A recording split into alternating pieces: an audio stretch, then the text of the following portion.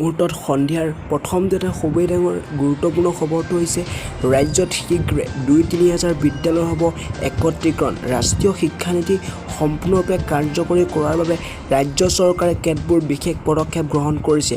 ইয়াৰ অংশ হিচাপে শীঘ্ৰে ৰাজ্যত আৰম্ভ হ'ব বিদ্যালয় একত্ৰীকৰণ।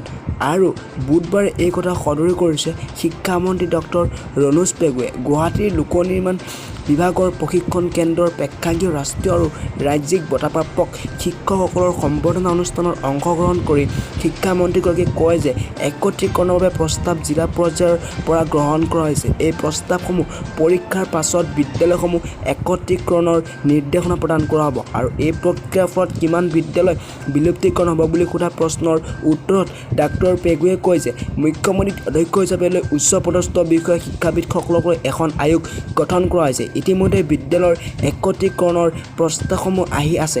এটা সপ্তাহৰ ভিতৰতে এই প্ৰস্তাৱৰ প্ৰক্ৰিয়া শেষ হ'ব।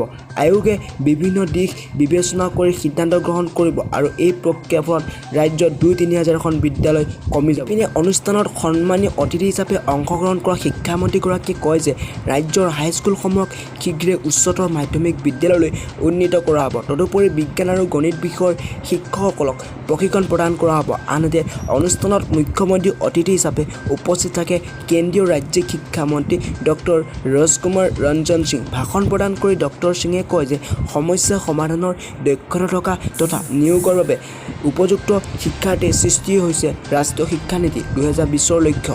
ৰাষ্ট্ৰীয় শিক্ষানীতি বলবৎ কৰাৰ ক্ষেত্ৰত অসম উল্লেখযোগ্য প্ৰদৰ্শন কৰিবলৈ সক্ষম হ'ব বুলি মই আশা ৰাখিছোঁ। আৰু কেন্দ্ৰীয় মন্ত্ৰীগৰাকীয়ে প্ৰাথমিক পৰ্যায়ত মাতৃভাষাত শিক্ষা প্ৰদানৰ প্ৰয়োজনীয়তাৰ কথাও দোহাৰে। উল্লেখযোগ্য যে ৰাষ্ট্ৰীয় শিক্ষক বঁটাপ্ৰাপক যোৰহাটৰ কংকন কিশোৰ দত্ত আৰু বক্সাৰ বিনন্দৰ চৰগৰীয়াৰ লগতে ৩৫গৰাকী ৰাজ্যিক বঁটাপ্ৰাপক শিক্ষক সম্বৰ্ধনা জ্ঞাপন কৰা হয়। আৰু আনহাতে অনুষ্ঠানত শিক্ষা বিভাগৰ উপদেষ্টা ডক্টৰ ননী গোপাল মহন্ত, প্ৰধান সচিব বি কল্যাণ চক্ৰৱৰ্তী, বিশেষ আয়ুক্ত প্ৰীতম শইকীয়া উপস্থিত থাকে। ধন্যবাদ।